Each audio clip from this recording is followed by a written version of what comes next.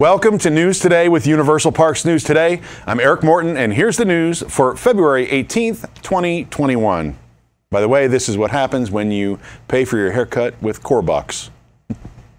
With the latest update to the official Universal Orlando Resort mobile app, guests now have the option to use Universal Pay. This payment method will allow resort guests to make contactless purchases at the Orlando parks with just their smartphone. To use Universal Pay, guests must have a debit or credit card saved in their wallet on the Universal Orlando Resort app. When making the purchases, the app will ask to confirm your debit or credit card security code before generating a unique QR code for team members to scan. Whether you are budgeting for a family or limiting yourself, the new feature also includes a spending limit option. Yes, that's right, a spending limit option at a theme park. How novel. This option allows you to disallow charging privileges, set a purchase limit per day, or to not set a limit for each member of your party. Universal Pay is a payment method accepted at Universal-owned stores and is not valid at third-party retail locations.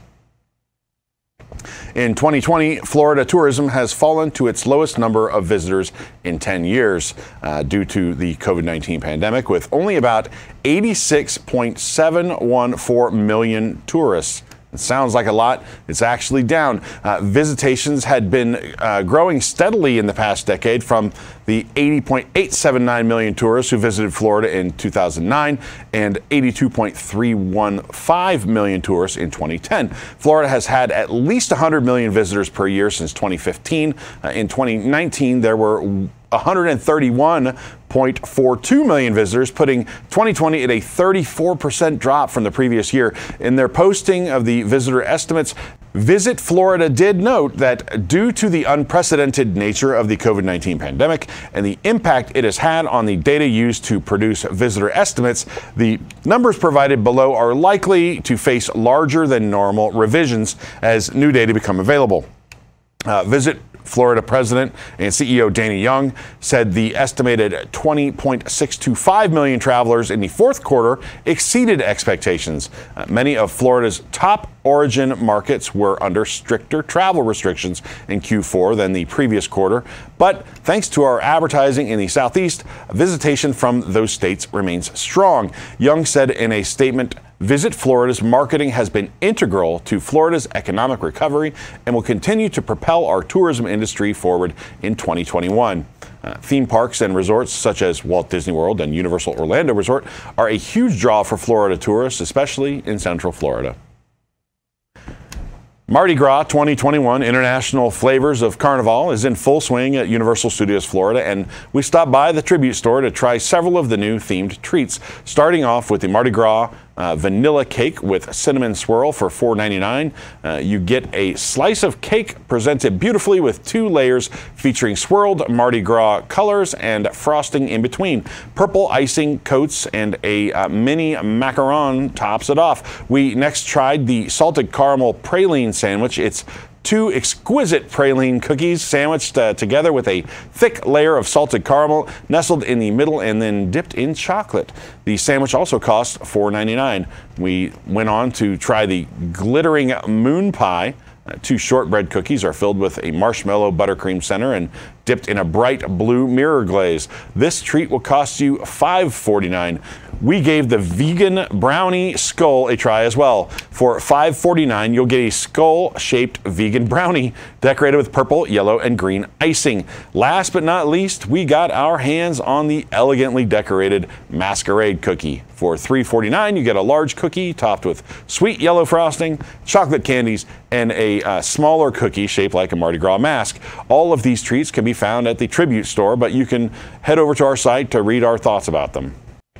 The Germany tasting booth at the Mardi Gras 2021 International Flavors of Carnival at Universal Studios Florida has added a new item to the menu. Previously, there was only a vegan bratwurst available, but there is now a real one. It's a bratwurst topped with beer braised onions and spicy mustard on a French Quarter baguette. Get it at the Germany tasting booth for $8.99. If you want to see how it compares to its vegan counterpart, head on over to our site for our review. Two new coffee drinks also joined this year's array of Mardi Gras treats at Universal Orlando.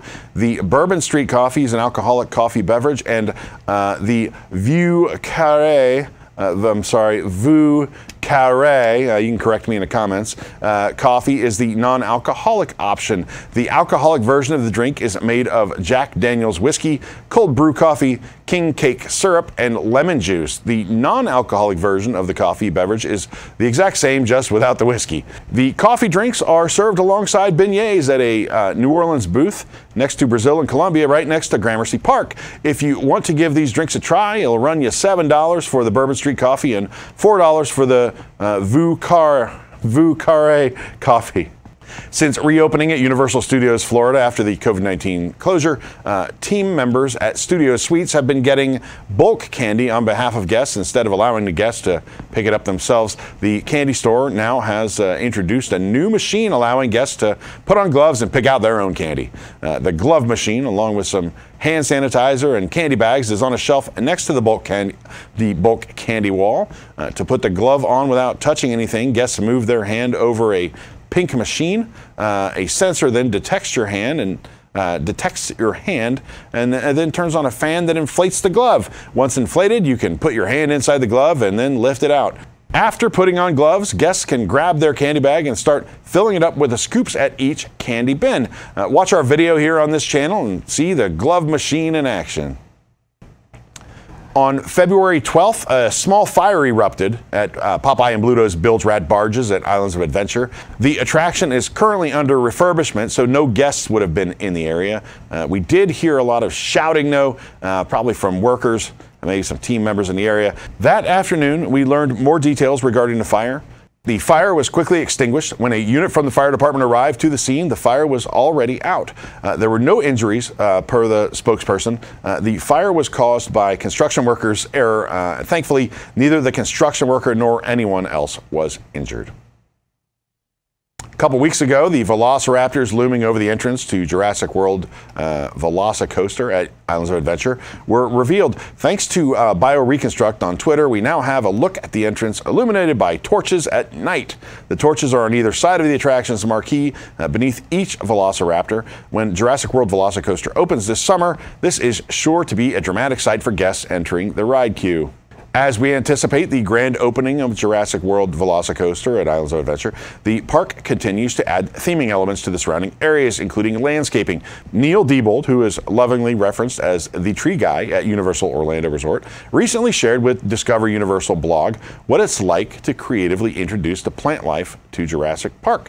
Neil is a registered landscape architect and an area development manager for Universal Creative and has spent the last year and a half working on the project. Neil went on to say, "You want people to know that they are entering a jungle environment, so when they step under the big giant archway and see not only the tropical foliage but prehistoric looking things like cycads or screw pines, they'll know they're in Jurassic Park." You can read our full interview over on our site. A Universal Orlando annual pass holder exclusive Jurassic World Velocicoaster t-shirt has arrived at Islands of Adventure. The tee features a tropical graphic stating "What could go wrong?" in different hues of blue. This is an ominous homage to what the attraction will entail once it opens. The Jurassic World Velocicoaster branding is printed beneath. Within the lettering, velociraptors are abundant as their silhouettes wreak havoc on the roller coaster itself. We see a larger velociraptor within the wording front and center. The sleeve is capped off with a UOAP pass holder print with claw marks. The pass holder exclusive t-shirt is available now at Jurassic Outfitters.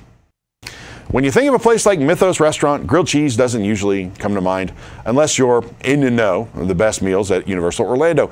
We have indulged in a knife, fork, and spoon grilled cheese enough lately to know that this really is a must-have dish when visiting Islands of Adventure. Mythos Restaurant is located in the Lost Continent at Islands of Adventure and has a variety of offerings from beef loin medallions to wild mushroom barley risotto. There are some really great choices on the menu. When dining at a full-service restaurant like Mythos, it might surprise you that we would urge you to try the knife, fork, and spoon grilled cheese. This 3-cheese grilled cheese comes served in a small bowl of Tuscan tomato soup and is topped with crispy pork belly and house-made chips. The knife, fork, and spoon grilled cheese from Mythos Restaurant is $16 and well worth it in our opinion. You can head on over to our site for, of course, an in-depth review of this dish. The new flagship store for Universal Studios is currently under construction at CityWalk. A lot of work has been done in the last few days, and recently we saw the blue exterior panels are being added to the side of a large building. On the left side of the building, you can see one small portion of paneling has been added to the front of the store. That is the only piece of paneling that has been added to this portion of the building so far. The portion of the building next to Hart and Huntington Tattoo, Orlando, has had more of the blue paneling added. We expect the blue paneling to cover the entire upper section of the building. The blue paneling seems to have wire coiled near the bottom, perhaps for lighting elements that will be added in the future. There's still no official opening date for this new merchandise location, but keep an eye on our site and we'll let you know when we know anything. For more information on these stories and more, head on over to universalparksnewstoday.com. If you're enjoying the show, please be sure to like this video, subscribe to Universal Parks News Today on YouTube for more great content, click the bell for notifications, and make sure then to hit select all notifications so you never miss an episode of News Today with Universal Parks News Today. For UPNT, this is Eric Morton saying the future is whatever you make it, so make it a good one.